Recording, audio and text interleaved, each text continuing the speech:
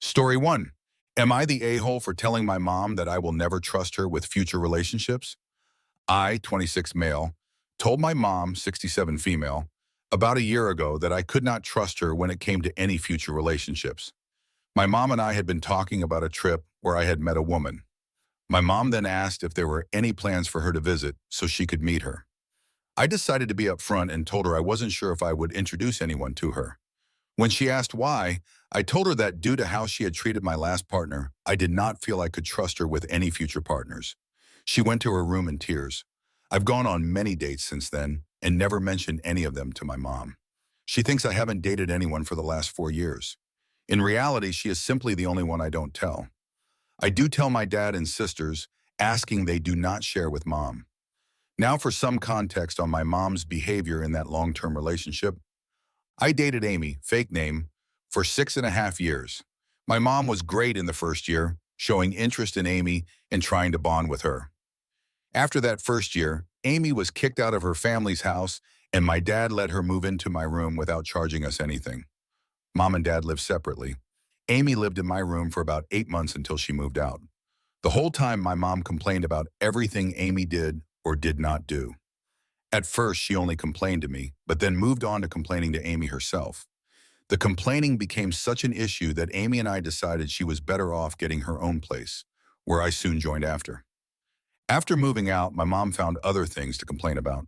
She blamed Amy for us moving out and also being the reason we were barely able to afford renting a place. She started making comments about how Amy was gaining weight to our faces. We both were due only affording cheap food. Called her a druggie to me when she overheard my sister and Amy talking about weed, and a faker when she got injured in an accident and couldn't work. Eventually, it escalated to the point where, due to my mom's disrespect, I told her to stay away from Amy and I. Here is the worst incident. Amy joined me to help Dad unload some furniture. We were surprised to find my mom also there. At one point, I left Amy with my mom for about 30 seconds to help my dad. When I came back, my mom had an oddly large grin on her face while Amy was silent. After we left, Amy burst into tears. She told me she couldn't tell me what my mom had said to her as she didn't want to ruin the relationship between my mom and I. Half a decade later, I still do not know what was said. Amy was not perfect, but my mom had crossed the line multiple times. We tried to talk to my mom about respecting Amy and even went no contact with her due to her behavior. Problem is that my mom is in the early stages of dementia. She retains most of her memory, but many of the situations I've mentioned she claims didn't happen. This makes holding her accountable a problem. Am I the a-hole? Now for the comments. Narcissists always forget what they did and said. It has nothing to do with dementia. As the son of a narcissist mother, this is exactly correct, not the a-hole. Not the a-hole. Good strategy. Keep on with it. If you can't hold her accountable, preventing her from doing harm is your only option. Exactly. OP can't control what she does, but they can control how it affects them. Early stage dementia does not mean she cannot remember all the things she said to Amy. You have made a wise decision, not the a-hole. Not the a-hole. I hope Amy is doing better now. But you really should have cut your mom off way before it got to that point. Sorry, but your mom is toxic, and dementia or not, it's not an excuse for being an awful person. Seems like she can't stand not having control over you and loves to play mind games to drive off your partners. Carry on as you are. It's a consequence of her own actions, which were pure evil. You are completely right. Should have done something sooner. Things did not end amicably with Amy, but I still wish her the best. Story for another time. Not the a-hole. This is how my boyfriend's mom treats me. I am the terrible Peyton who took her baby boy away from her simply for the fact I exist. Good for you for protecting your partners from this. I speak from experience when I say it doesn't just hurt the relationship, it can destroy our self-esteem long after the relationship ends. Yes, this is more of the vibe I felt. Amy was ruining her baby boy. I was just reminded that when my mother found out Amy and I were intimate, apparently she cried at a family event, so every single member of my family knew. She had thought Amy was my first. She wasn't. Story 2, am I the a-hole? I told my fiancé I would not take care of an English bulldog if we got one. My fiancé has always been around bulldogs. They were his childhood pets, and naturally he absolutely loves them.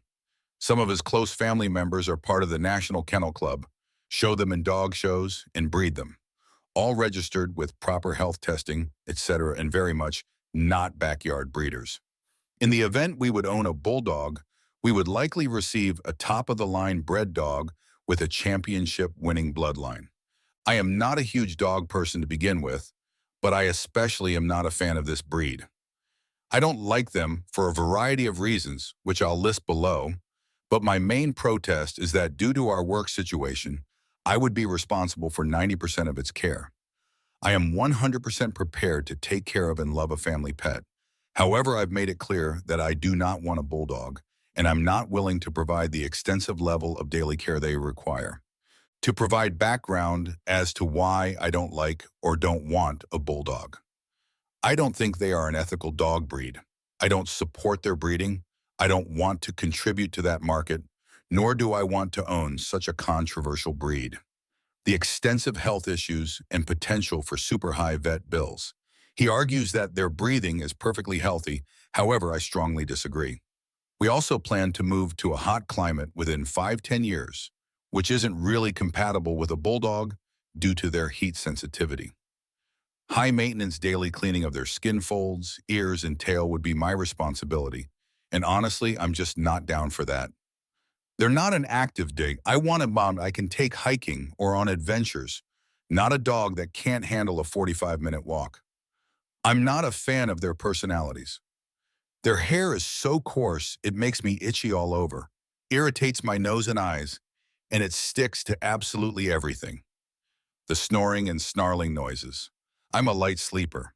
The reason I'm posting is because my fiancé and I frequently disagree on this topic. Today I told him that with him working away long hours while I'm at home all the time, it wouldn't be fair to me or the dog for us to own one because I'm not willing to provide such extensive daily care. I understand and respect that he loves this breed, but I genuinely don't want the burden of responsibility shoved onto me just so he can own the dog breed he had as a kid. I feel like I could be the a-hole since I'm pretty much telling him I wouldn't take care of an innocent animal, and that's obviously not right. However, I also feel like I might not be the a-hole because this right now is all hypothetical since we don't own one, and I'm just trying to convey the point that we shouldn't own one. Now for the comments, not the a-hole. You're saying, I don't want a bulldog because comprehensive list of reasons. He's saying, I want a bulldog because bulldog. You should win this one even if you weren't doing all the work. Wife is a vet tech. English bulldogs are on her list of dogs that should no longer be bred because it's inhumane. She's a huge fan of mutts, though. Apparently, they usually don't have as many problems as purebred or professionally bred dogs, mercios. Not always professional, which is another issue. I'm not sure I believe her, though, because my mutt is snoring in my face right now and absolutely refuses to sleep anywhere except in between us, so I'm pretty sure there's some problems. Not the a-hole, I am 100% prepared to take care of and love a family pet. Sure, a regular maintenance pet, that's not buzz. Dogs are chores on legs. Perhaps some nice fish, a lovely cat. Even a dog is fine by me, and I'd be happy to care for it. But a normal dog, not a bulldog with excessive care requirements. Like if I were to get a cat, I'd get a standard cat, not a hairless cat or exotic cat because I don't want to be responsible for the specialized care requirements. If we had any animal and they got sick or circumstances changed where they required extra care, that's totally fine and I would 150% take care of them in accordance with their new needs. But pets are a huge responsibility in general, and I just don't want to have added responsibility from the get-go on top of the standard stuff. Yeah, bulldogs are in their own category. I foster dogs, and I recently fostered a bulldog. I've never in my life come across a dog with so many maintenance needs. I had to watch YouTube videos on how to wipe down his skin folds every day, how to apply coconut oil to his body, including his nose, how to make sure he's breathing and eating and drinking. Okay? How to deal with his nails so they don't get inflamed, how to play with him without exhausting him. The list goes on and on. Anyone who thinks a bulldog isn't much more work than most other dogs has never spent a day with a bulldog. Not the a-hole, Not just for the reasons you list as to why this is a problematic breed, but because couples need to be on the same page when it comes to pets, and there absolutely are lots of other options out there. You're not saying you don't want any dog at all. You're open to a variety of them. He's only open to one type, which isn't a reasonable position. Story 3. Am I the a-hole for calling out my aunt for lying about having a condition that I actually struggle with? So some background, this aunt has a habit of copying everything anyone does and treats it like a competition. This also applies to illnesses. You mentioned getting ill. She is sick a day later and she always feels worse than you, then acts like she never knew you were sick. 6 months ago, I was diagnosed with an autoimmune disease that doctors think I have been dealing with for years. The only reason they found it is because it very quickly got worse and has ruined my life. It won't shorten it, but I am in so much pain that I can't even walk to the store that is right next to my flat without feeling extreme pain and discomfort. My sleep is awful. My social life has become non-existent unless people come to my place. There is no cure for it. I'm on specific targeted medications to try and stop it getting worse. The best we can do is pain management at this point, and I'm on the strongest painkillers I can have, but it's still bad. When I was first diagnosed, I posted about it on my Facebook, not in detail, just said what I had. The only person who knows the details is my mom. Yesterday, Mom picked me up so I could visit my nan. While we were there, Aunt turned up. We were talking about random stuff at first, but then she mentions she went to the doctors and they diagnosed her with condition I have, and they think she's had it for years. I thought she was lying, so asked her some questions regarding it, and every answer was BS. She claims she told a doctor her symptoms, and that's how they found it, when you need blood work done to find it. She claimed that they were looking into different procedures to cure it, which again, no cure. When I asked what meds she was on, she said there wasn't any they could prescribe for it, and she had paracetamol to deal with the terrible pain she was in. She then went on about how it's affecting her life. It's made things difficult for her. Yet she does martial arts 3 times a week and goes clubbing every weekend like she's a teen and posts about it on Facebook. I lost it. I just went off about how full of it she was, and that pretending to have something so serious when I was actually going through it was pathetic attention-seeking behavior. I pointed out everything she said that proved she was lying and said the only medical help she needed was for her head, as she clearly had issues. She tried to double down and say that she never knew I had it. She saw my Facebook post. She thought I would be more sympathetic as I know what she's going through, etc. At this point, I was so mad that my mom drove me home. My aunt then later posted on Facebook about her struggles and how some people just aren't sympathetic about this condition. I called her out in the comments of the pun and mentioned what had happened earlier in the day, and a load of other families started calling her out for it, so she quickly deleted the post. However, my cousin, her daughter, is now calling me the a-hole as my aunt is upset I called her out. So am I?